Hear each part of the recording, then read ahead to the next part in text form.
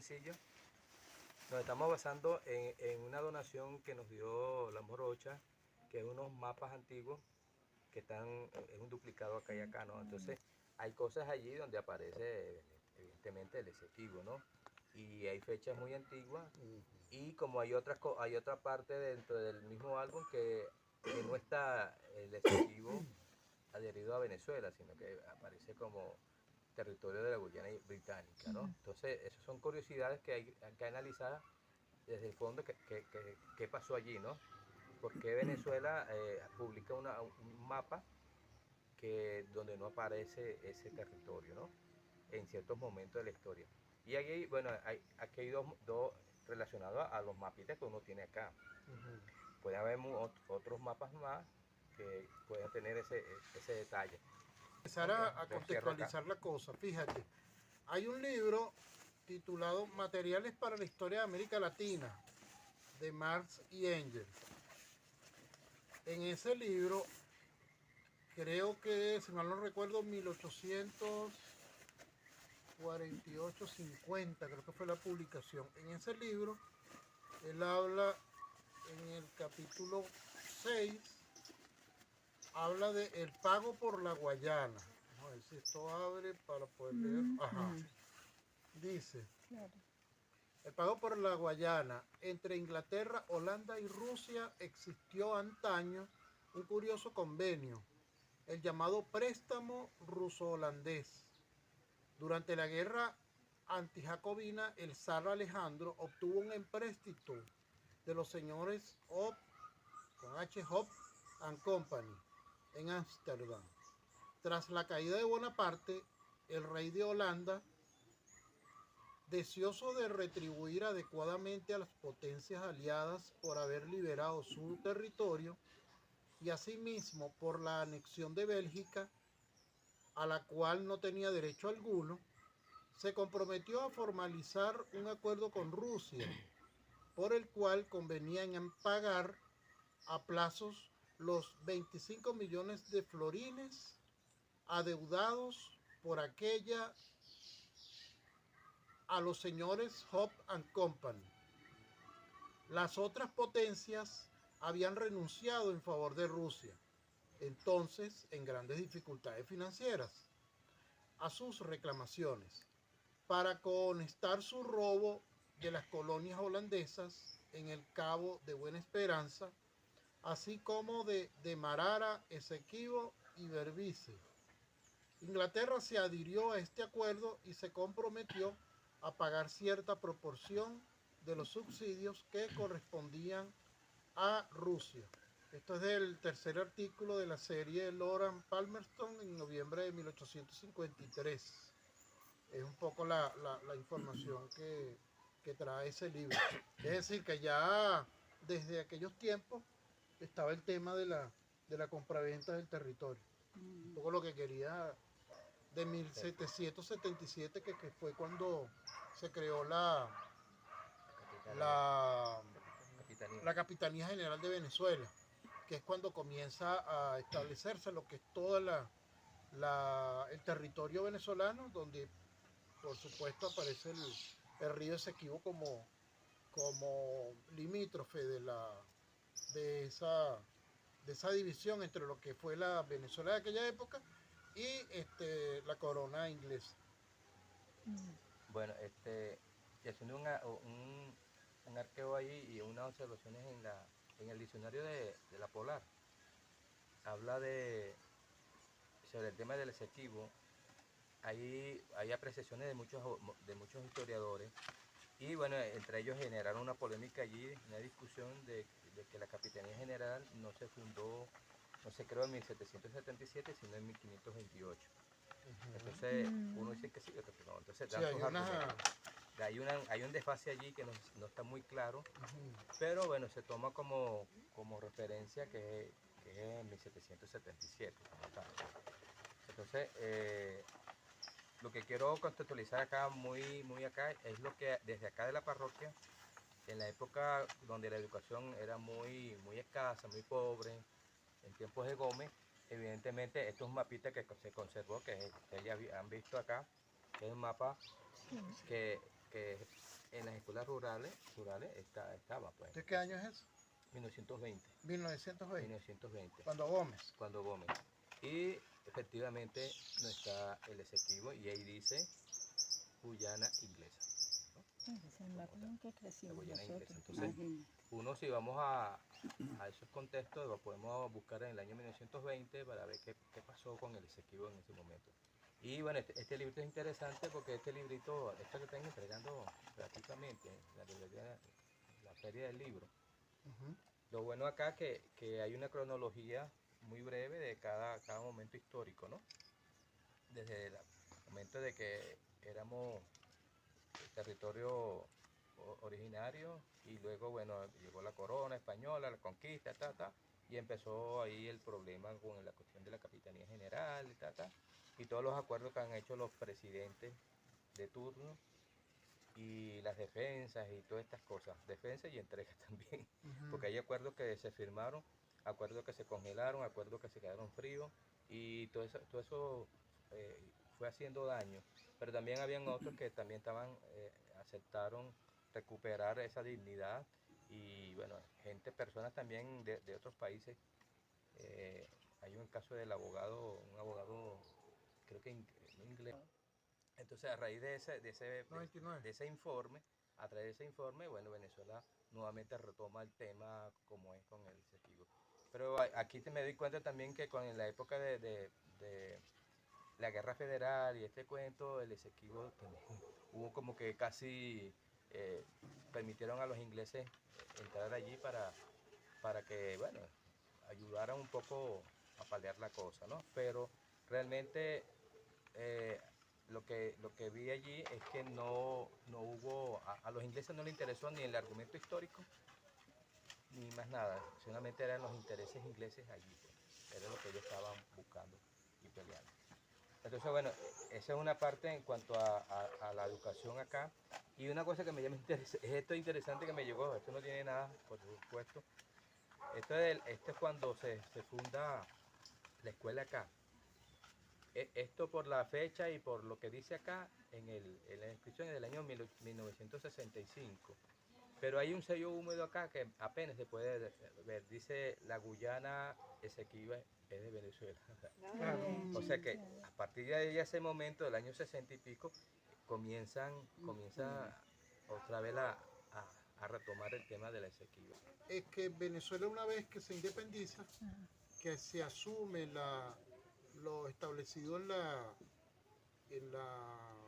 o a partir, perdón, de la Constitución de 1811, donde aparece la zona limítrofe del Esequibo como formando parte de Venezuela. Con la Gran Colombia también se reconoce esos límites y en el año 1824 Inglaterra reconoce la independencia de Venezuela bajo esa constitución. Por lo tanto, la corona inglesa reconoce que Venezuela es dueña de ese territorio. Luego viene un trecho largo histórico allí hasta 1899, cuando se establece el laudo arbitral de París. ¿Qué ocurre en el laudo arbitral de París? Que Estados Unidos, con sus buenas intenciones, entre comillas, dice ese representante de Venezuela ante esas negociaciones, porque en Venezuela no se hablaba inglés, que era el idioma que iban a utilizar en el laudo arbitral. Entonces Estados Unidos representa a Venezuela. Hay un personaje de William Schomburg, que es el que crea los mapas que utiliza la corona inglesa para establecer los límites. Uno de los mapas, son 4, uno de ellos, no recuerdo si el segundo, llega incluso hasta, se mete bastante por acá, por el segundo, este por acá, hasta Bolívar por allá. Recuerden ustedes también que Bolívar en el 1818, creo, tiene el altercado con el representante diplomático inglés por estar negociando contrabando con Estados Unidos en medio de la guerra, y es la famosa frase de Bolívar que siempre hay que rescatar, donde él dice que Venezuela es capaz de meterse con el mundo si el mundo la ofende. A mí me gusta mucho esa frase porque tiene una fuerza de soberanía muy importante. Bien, entonces después de 1899, que se da todo ese laudo arbitral sin la presencia de Venezuela, robando gran parte del territorio Esequibo, viene un paréntesis, otro paréntesis largo hasta quizás después, porque las intentonas de Pérez Jiménez, Rómulo Betancourt, etcétera, fueron más de palabras, etcétera, política, pero nunca lo hicieron de una manera cierta, ¿no? Hasta que llega Caldera y luego Luis Herrera Campín, donde sí más o menos intentan establecer allí unas condiciones. De hecho, en el Rupununí, 1963. Cuando Leoni. Raúl Leoni. Ajá. En 1961, 3, 61, no tengo la fecha 63 exacta, creo que. se da La rebelión. el levantamiento en armas del Rupununí, donde hay una población liderizada, por cierto, por una mujer, que intentan crear allí una zona de venezolanos. Venezuela supuestamente le ofrece apoyo, pero luego los deja no los apoya, y se pierde pues esa oportunidad. Viene entonces luego el 1966, que es clave para Venezuela porque se da el Acuerdo de Ginebra, donde se establece que las partes en sana paz deben llegar a un entendimiento satisfactorio para ambas partes, sin la mediación de un tercero. Eso es importante colocarlo allí. Se da entonces surge entonces allí un gobierno de tinte socialista apoyado por la Revolución Cubana. Luego cambia ese matiz político en Guyana hasta que en tiempos ya de Chávez se incorpora un gobierno más de derecha, por decirlo de alguna manera, y empiezan los encontronazos allí con el tema, no tanto del tema limítrofe, sino del hecho de que Guyana comienza en la práctica a meterse en territorio que no está resuelto pues, dentro de la reclamación. Les hablaba entonces de la diplomacia del gobierno de Chávez, la diplomacia de paz. Sin embargo, hay documentación donde Chávez denuncia pues, las pretensiones de Guyana hasta hasta el 2015, cuando Guyana permite que la ExxonMobil se meta en aguas territoriales no delimitadas, aguas que están En reclamación.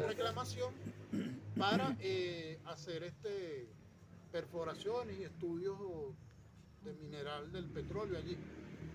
Se da el encontronazo casi que armado con la Armada venezolana, y a partir del año 2018 Guyana decide irse a la Corte Penal Internacional para supuestamente resolver el tema eso, aun cuando el Acuerdo de Ginebra dice que no debes ir a una tercera opción para poder resolver eso. Por cierto, el gobierno de los Estados Unidos no firmó lo que tiene que ver con una figura diplomática allí, lo que tiene que ver con la Corte Internacional de Justicia. Venezuela tampoco, por lo tanto no aplica ir a la Corte Internacional de Justicia. Lo último que ha ocurrido es que hay dos cosas, y con esto termino. El año que viene, no las partes, Guyana va a introducir ante la Corte Internacional de Justicia una serie de elementos probatorios, etcétera, etcétera, para lo que tiene que ver con el reclamo de él, ¿no? Venezuela, el año pasado, 2022, asistió como observadora, porque Venezuela dice que no va a ir a la instancia de la Corte Internacional porque no aplica. Sin embargo, fue como observadora y ha logrado la diplomacia venezolana actualmente, ahorita en el mes de noviembre, que la Corte Internacional de Justicia emita un fallo preliminar que tiene que ver con todo lo que pretendía Guyana, de que se anulara el referendo consultivo y esa cosa, entrometiéndose, disculpen la palabra, en los asuntos internos de Venezuela. Ese es más o menos un poco el panorama global del asunto del reclamo que tiene Venezuela con Guyana. Venezuela insiste en que las partes tienen que sentarse a resolver eso. Y Venezuela se basa en decimos todos, que el laudo arbitral de 1899, el laudo de París, es írrito y nulo porque fue generado en condiciones viciadas. Ayúdame, Frederick, hay un personaje que murió y dejó un testamento. Prevost. Ajá, dejó un testamento donde él dice, mire, sí, efectivamente, hay unos vicios allí de negociaciones, de pago a gente que estuvieran allí para eso, para falsificación de mapas también, toda una serie presente una de las partes. de la más importante. ese pequeño detalle.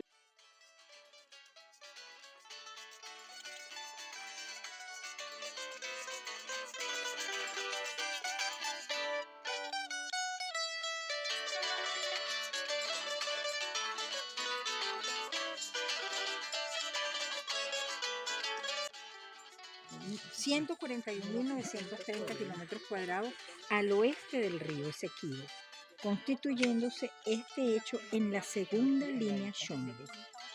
Se colocaron arbitrariamente hitos de demarcación en la selva, como también en Punta Barima, que Punta Barima ya es Bocas del Orinoco. Mira este. 1945. 43. No, 45, perdón. No, ese es de los 20. Ese es el mapa que yo conozco de Venezuela con el que yo me eduqué. No, yo me eduqué con el de las rayitas. No, Yo también. Yo no, yo me eduqué con este. Con las rayitas, ¿Qué clase de rayitas estaban en ese mapa? Para reclamación. ¿Seguro? Zona en reclamación. ¿Seguro, Víctor? ¿O te está quitando años? No, ¿verdad? Zona de reclamación. ¿Y tú con el de las rayitas? Sí, de zona de reclamación. Tú, Freddy, te criaste con el de las Él dice rayitas. que depende de qué rayita. Yo creo que las rayitas del mapa de él son distintas a las que yo vi. Yo las vi en verde. Todo eso, sí, es impactante. Oigan, Isidora, dígame esta hora, si en el Esequibo pasa lo que digo. Oigan, Isidora, dígame esta hora, si en el Esequibo pasa lo que digo. En el año cero se nació Jesús, los originarios tenían su luz, era luz del sol que conoces tú, un paisaje hermoso bajo el cielo azul. Oigan, señora, dígame otra hora, si en el Esequibo pasa lo que digo. Oigan, Isidora, dígame esta hora, si en el Esequibo pasa lo que digo. Este 3 de diciembre vota 5 veces sí.